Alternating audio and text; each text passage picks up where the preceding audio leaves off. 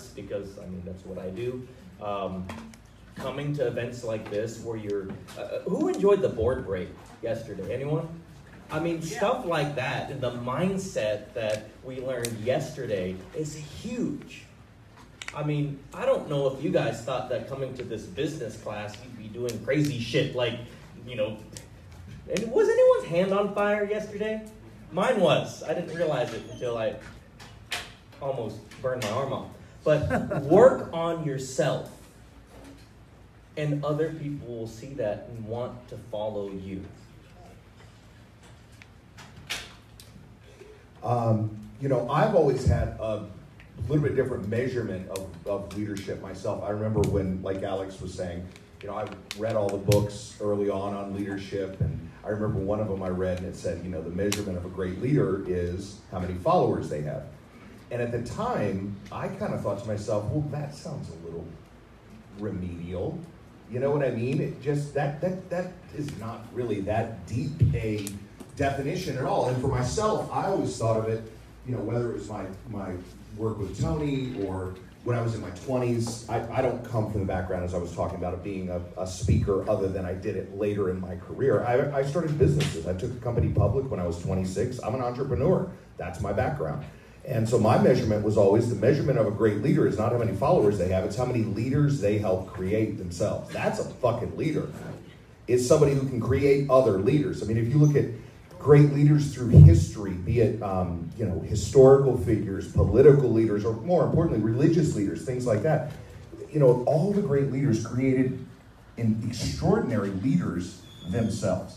And so that's always the measurement I'm looking for, is not how many followers can I have, because, you know, anybody who's charismatic, slightly charismatic, and can speak a little bit can kind of create followers, unfortunately. But the real measure is how many leaders can I help unleash on the world to serve the world, to grow and become more. That's the other thing I really believe, is that, you know, we have this upside down paradigm of leadership. Leaders should serve. It's not the other way around. We're not there to serve them. They're here to serve us, and if we're leaders, we are there to serve those we have the privilege of leading. And so that's kind of my measurement for it. Nice, nice. Make sure you're writing some stuff down, because they're unleashing some really, really critical thinking now. So what I'd like to talk about, and maybe we'll start with you, Joe, and we'll work our way back. That'll be cool. I have a word that happens to be one of my favorite words that I strive for every single day. Does anybody know the word? Yell it out if you think. Mastery. Boom. You're the winner. I don't know what the hell to give you, but. Give him the chicken. Give him the chicken. No, that wasn't good enough for you.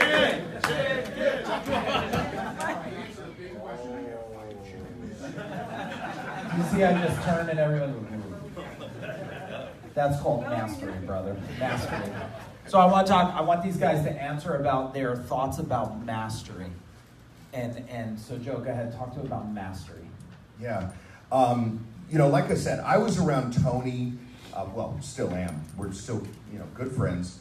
But we met through a weird twist of events when I was 21. And I started volunteering at his events long before I ever worked with him.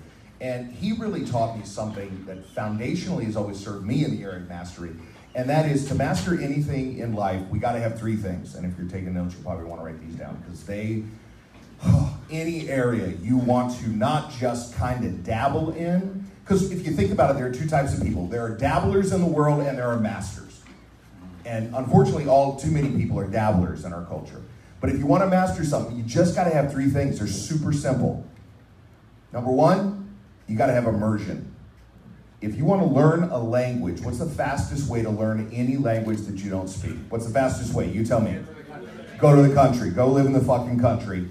You will immerse and you will learn to speak much more quickly. Immersion. Put yourself into as deeply as you can. That's why events like this are so great.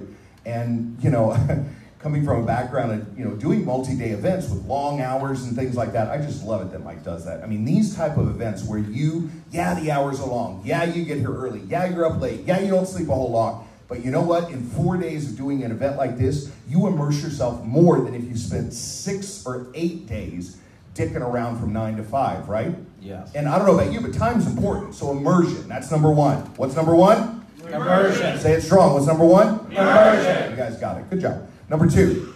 Number two is spaced repetition. It's like if you're going to get your body in shape. You don't go to the gym once and say, all right, glad that's done.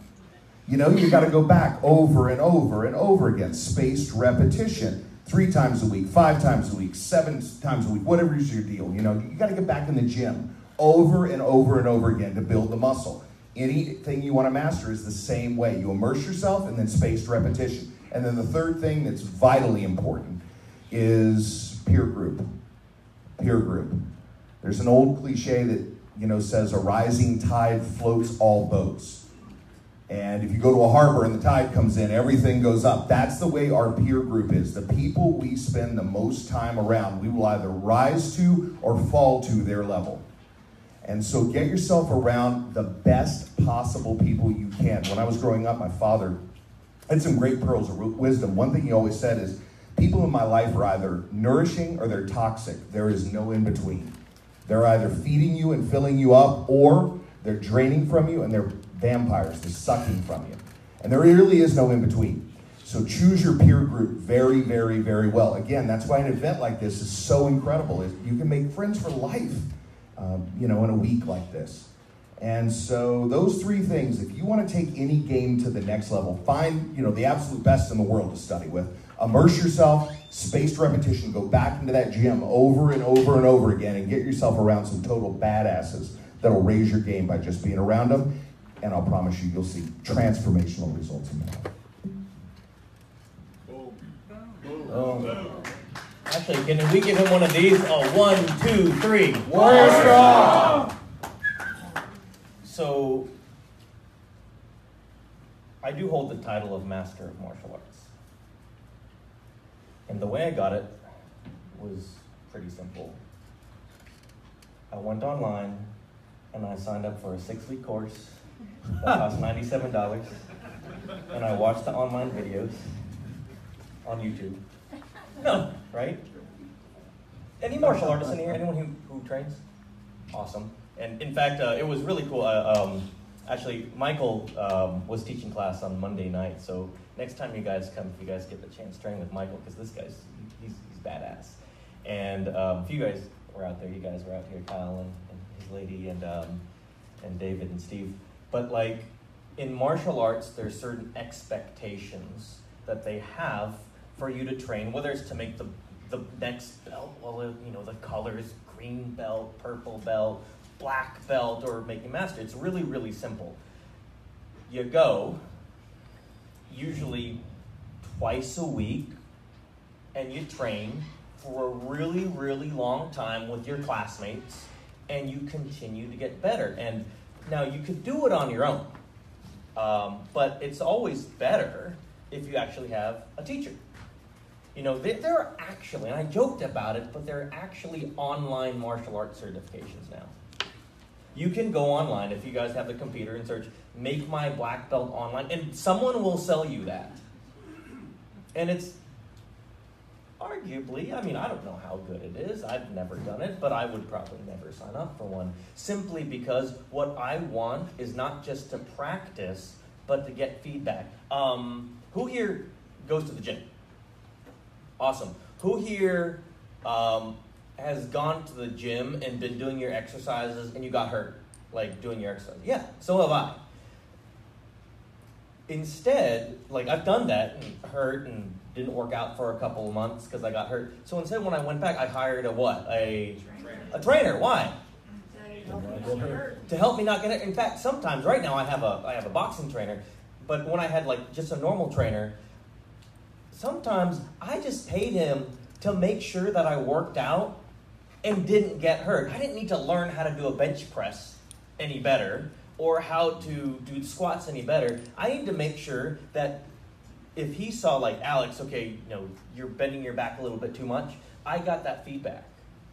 So mastery for me was consistency of doing something over a length of time. I guess that would be the like spaced repetition, keeping going, but also having someone for two things. One, to keep me accountable. In martial arts, they say you're supposed to be really, really disciplined, right? I can promise you I'm probably one of the least disciplined people in the world about going and working out at the gym. I'll admit it. But when I pay someone to be there or be accountable, my ass goes to the gym and I get the result.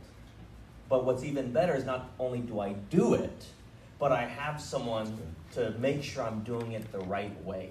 So consistency, practice, and have someone there to just make sure, give the little tweaks here and there. That's how I got to my mastery. I still do martial arts. I still have an instructor. He's been my instructor since I was 10 years old. He's like a second dad to me. That's the relationship that we have. And it's pretty cool to have that kind of mentor in my life. I don't need this. Douglas, I'm gonna tell you. Double mic in here. So, I mean, obviously those are everything you need to know has been said already, right? So I'll just add a little bit to it, and forgive me. Obviously proximity, right? It's one of the most important things, right? No matter who you surround yourself with. And you can go and get all the training you want, but in the bottom line, there's 3 things you need to do to master anything. You gotta do it hard, you gotta do it long, and you gotta do it often. I don't care what you want to apply that to.